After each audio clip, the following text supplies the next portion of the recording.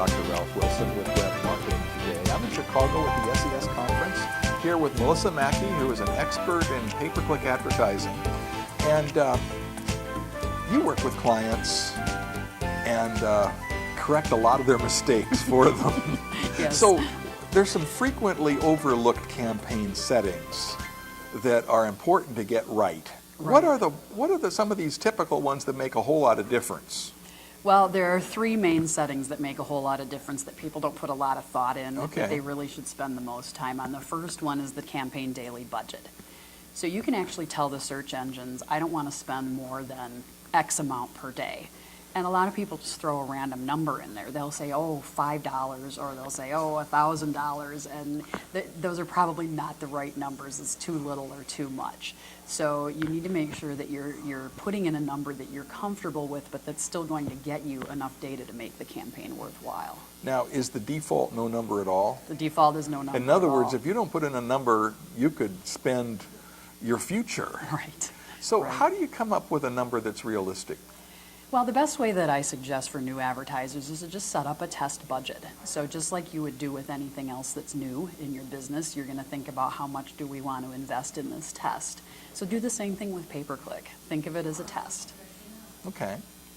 So what's the next overlooked setting that you correct for people? So the next overlooked setting is the ad distribution. By ad distribution, it means where do your ads show up. So most people think that if I'm running in Google AdWords, I'm going to show up on Google.com, and you will. But you'll also show up on search partners and display sites. So the default setting then is every place all available where sites. Google can sell you an ad. Right, right. But that's not always the best idea. No, it's not the best idea, and the reason is that display campaigns should have a very different setup and tactical base than search campaigns. Now, a display campaign, display is a technical term here, Display is a which technical used to be term. called the Content network, and then they changed the name on us. But what it means is third-party sites where your ad might show up with alongside a related topic. Exactly.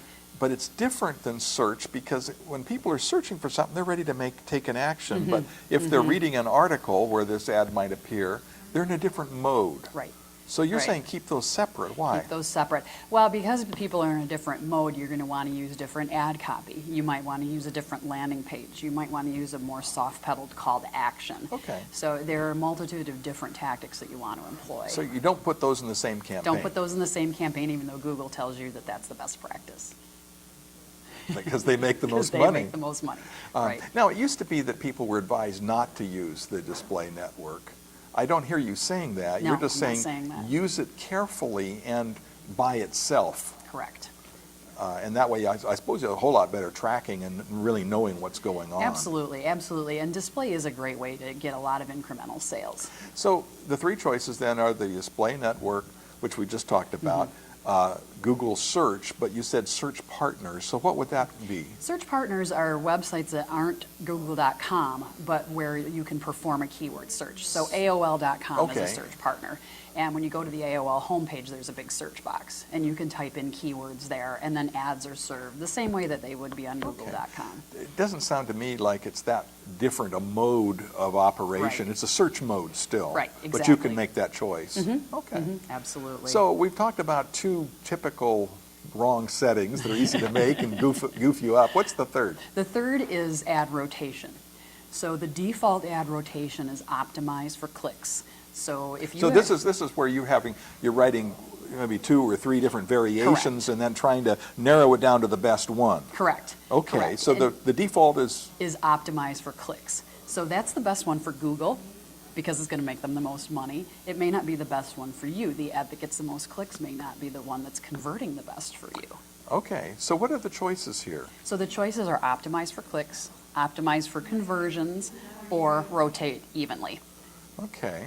Now, when you optimize for conversions, there's in your shopping cart, you can put in some of the JavaScript that they give you that can tell when a sale is made Right. based on that click-through. Right. So that would be you can optimize for conversions. Which do you recommend to your clients? I recommend Rotate. Why? And the reason for that is optimize for conversion sounds like it's what you should choose. The reason that I don't recommend it is because A, you're still putting the power in Google's hands, not in your hands. So when you're saying optimize, you're saying Google, you do the optimization Right. based on your criteria. Based on your criteria. And the other problem with that is when you have two brand new ads, they don't have any conversion history to decide which ad to show more frequently, so they optimize for clicks until they generate conversions. Okay. So you're still falling into that bucket of optimizing for So what I hear clicks. you saying is then you don't want them to decide which is the best choice. Right. Because if you say just rotate, then you can look at the data and see what converts best and which clicks through best. Right. And you can decide, okay, for my purposes, that's the one. And you're going to give enough time for it to be a real test rather than jump into something immediately. Correct, correct. You want the power. All right. So correcting some of those basic mistakes can save you a lot of money and a lot of headaches Absolutely. and keep your job. Right. Tell me about your business and what you do. Sure. I work for an online digital agency called Fluency Media. We're based in Ann Arbor, Michigan, and we specialize in search marketing, email marketing, and social media marketing. And you have a world-renowned blog. What is it? I don't know if it's world-renowned, but it's www.beyondthepaid.com. All right. It's a way to learn more about pay-per-click advertising. Right. Thanks so much. This is Ralph Wilson with Web Marketing Today.